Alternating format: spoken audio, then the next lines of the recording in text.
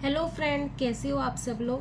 तो तो आज का जो वीडियो है उसमें मैं शेयर करने वाली हूँ, मैं आपको इन्फॉर्म करने वाली हूँ कि मेरा जो था 40 डेज़ का जो स्टडी टारगेट प्लान था वो कंप्लीट हो चुका। ठीक है। जिन्होंने नहीं देखा वो जाके देख सकते क्या प्लान था नहीं था। ठीक है। तो वहाँ से अब जो है नेक्स्ट मैं क्या करने वाली हूँ वो मुझे आप लोगों को इन्फॉर्म करना था। ठीक है। तो कल ही मैं डालती है वीडियो, लेकिन फिर वही है, मेरे बेटे की जो है तबीयत थोड़ी सी डाउन है, मतलब तबीयत ख़राब सी है, फीवर वगैरह हो गया उसको, तो फिर उसको टेक केयर करना था। आज भी वो घर में ही है, मतलब समर वेकेशन तो चल रहा है, मतलब खेलने वगैरह आउटिंग वगैरह कुछ करने नहीं गया। तो जो भी हो, तो आज मैं आप लोगों के साथ शेयर करने वाली हूँ कि मेरी जो नेक्स्ट स्ट्रेटेजी है ये क्या मैं प्लानिंग करने वाली, क्योंकि काफ़ी लोग जो है मुझे फॉलो करते हैं। ठीक है। तो क्योंकि हमें जो है अपनी स्टडी को कंटिन्यू तो करना तरीके से कंटिन्यू करें, क्योंकि जैसा कि सर का जो वीडियो है, प्रतीक शिवाली सर का, हर थर्सडे को आता है, तो वहाँ पे आपने काफ़ी चीज़ें सुनी होंगी, समझी होंगी। ठीक है। तो उसके बारे में बाद में हम डिस्कस करेंगे, लेकिन जो एग्ज़ाम डेट के बारे में सर ने क्लियरली ये बोला हुआ है, तो DSSB जो है उनका TGT वालों का जो है, TGT PGT सर ने बोला हुआ है कि इस साल पॉसिबल नहीं है। ठीक है। लेकिन मुझे ऐसा लगता है कि PGT वाले, उनके नंबर ऑफ वैकेंसी कम है, तो उनके में भी चांसेस हो सकते हैं कि उनके एग्ज़ाम हो। तो जो PGT वाले प्लीज़ उनका वो अपना प्रिपरेशन करते रहे, क्योंकि कभी भी कुछ भी हो सकता है। ठीक है। बाकी जो है आपने वीडियो में सब कुछ देखा होगा। नेक्स्ट जो मैं जो करने वाली हूँ वो मैं बताने वाली हूँ, क्योंकि मुझे जो है अपनी स्टडी को कंटिन्यू करना है। और KVS की वैकेंसी जो है नोटिफिकेशन कभी भी आ सकता है, और ये भी आपने बोला हुआ था कि दी KVS के बारे में जो नोटिफिकेशन वो कब तक हो सकता है। तो डियर, उसका नोटिफिकेशन जो है, अब अप्रैल तो चला गया, मे बी अगर मई मंथ में हम मान के चलते हैं, मई मंथ में अगर आता है तो उसके 2 महीने बाद एग्ज़ाम हो जाएगा। तो जब भी आपका जो नोटिफिकेशन नहीं आ रहा, तब तक आप ये समझो कि आपके पास एटलीस्ट 3 मंथ है।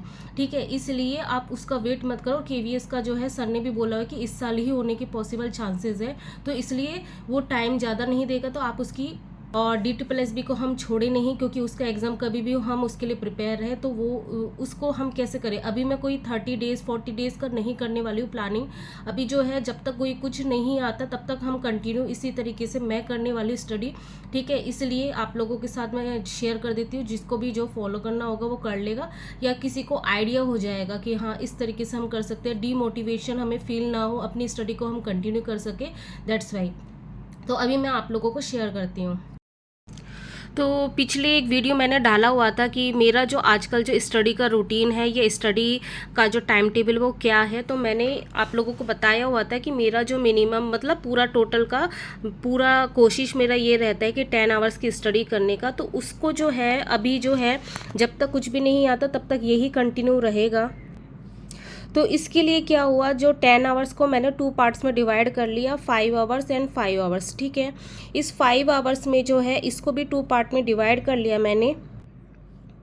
तो इन 2 पार्ट्स में क्या है, इसको मैंने 2.5 घंटे यानी जो हमारा KVS और DSSB में जो कॉमन सब्जेक्ट होते हैं जनरल पार्ट में, वो मैंने लिए हुए हैं। वो है हिंदी, इंग्लिश, GK, रीजनिंग भी आती है उसमें। ठीक है। कंप्यूटर भी आता है, लेकिन उसको मैंने अवॉइड करके रखा है कि मुझे जो है अभी स्लोली धीरे धीरे सारे सब्जेक्ट पे अच्छे से कमांड करनी है। अभी मैं ओनली 2 सब्जेक्ट लेके चल रही हूँ। तो यहाँ पे तो आप देख रहे हो 3 सब्जेक्ट, तो ये अल्टरनेट डे में कभी हिंदी और GK हो गया, कभी इंग्लिश और GK हो गया। इस तरीके से एक दिन में मुझे 2 सब्जेक्ट पढ़ने हैं। ठीक है। ये मैंने, इसका मीनिंग ये है। तो उससे क्या होगा, हमारे ऊपर ज़्यादा बर्डन भी नहीं आएगा, और 2.5 घंटे मतलब एनफ है किसी भी टॉपिक को अच्छे से कंप्लीट करने, चाहे हिंदी है, इंग्लिश है, या GK है। GK में हाँ ठीक है। तो इस तरीके से हमारे पास बहुत अच्छे से डेप्थ लेवल तक स्टडी करने का मौका मिलेगा। उसके बाद ये 2 दिन तक ऐसे पढ़ेंगे। उसके बाद जो है मैंने यहाँ पे भी लिखा है कि पॉसिबल है तो हमें क्या करना है, इन एवरी 2 डेज हमें मॉक टेस्ट लगाने, जो भी KVS के हैं या DSSB के हैं, उनके जो पेपर 1 के हैं स्पेशली, उनकी हमें प्रैक्टिस करते हुए रहना है, जो भी ये 3 सब्जेक्ट हैं। ठीक है। तो उससे आपको आइडिया भी लगता रहेगा कि हाँ कंपटीशन जब आप प्रिपेयर कर रहे हो तो उसमें आप जो है उससे रिलेटेड पढ़ रहे हो या उसके बिल्कुल अगेंस्ट में चल रहे हो। आपको ये भी तो पता होना चाहिए कि प्रिपरेशन आप कहाँ किस डायरेक्शन में कर रहे हो। उसके बाद जो है अब 5 आवर जो है वो बचे हुए हैं हमारे, तो वो हमारा जो भी सब्जेक्ट है हमारा, जिनका अपना अपना सब्जेक्ट है, उस सब्जेक्ट को मैंने 2 पार्ट्स में डिवाइड किया हुआ है, एक 2 आवर्स में, एक 3 आवर्स में, ठीक है। तो जैसे कि पॉसिबिलिटी है कि KVS का एग्ज़ाम पहले होगा, इसलिए मैंने इसको ज़्यादा टाइम दिया और जो 2 आवर्स मैंने दिया ग्रेजुएशन पोर्शन को DSSB के लिए, क्योंकि DSSB में हमारे UG ग्रेजुएशन और पोस्ट ग्रेजुएशन का पोर्शन आएगा। तो हमें क्या है, ज़्यादा बर्डन नहीं लेना है, लेकिन हमारी स्टडी वो कंटिन्यू बनती रहे, थोड़ा थोड़ा थोड़ा हम पढ़ते रहें। जैसे बोलते हैं ना, बूंद बूंद से घड़ा भरता है, वैसे ही हमें करना है। और यहाँ पे क्या है, जिन्होंने भी मेरे साथ फॉलो किया तो उनका जो है सिलेबस कंप्लीट हो चुका है। और तो अभी क्या करना है, हमें ज़्यादा से ज़्यादा प्रैक्टिस करना है और रिवीजन करना है। तो अभी जो है मेरे पेड बैच में वैलिडिटी तो एक्सटेंड हो गई है 3 मंथ की, तो उसमें जो क्वेश्चन की जो शीट दी हुई थी सर ने, वो मुझे सॉल्व करना है, प्लस जो यूथ पब्लिकेशन के क्वेश्चन। तो यूथ पब्लिकेशन के जो क्वेश्चन है और सर के बैच में जो मैक्सिमम सर ने उसी में से क्वेश्चन किए हुए हैं, क्योंकि वो PYQ ही हैं। तो जो बच जाते हैं वो मुझे यहाँ पे कंप्लीट करना है। उसके बाद मुझे टाइम मिलेगा तो मैं RT शर्मा के जो क्वेश्चन है उनको भी करने वाली हूँ, ठीक है। तो ये मेरी प्लानिंग रहने वाली है। मतलब मेन ये है कि हमें जितनी पॉसिबिलिटी है हमें उससे ज़्यादा से ज़्यादा क्वेश्चन करने हैं, जिससे जो कॉन्सेप्ट है, जो भी हमारे मैथ के चैप्टर है, वो बहुत अच्छे से हमें क्या अंडरस्टूड हो जाए, ठीक है। कभी भी कहीं से भी क्वेश्चन हमें बने तो हम उसको कर पाए, ठीक है। तो इस तरीके से मेरी ये प्लानिंग रहने वाली है अब। तो आप भी इस तरीके से क्या है, दिमाग को क्लियर करना है कि हाँ, हमें बहुत सारे सब्जेक्ट नहीं लेने हैं, ठीक है।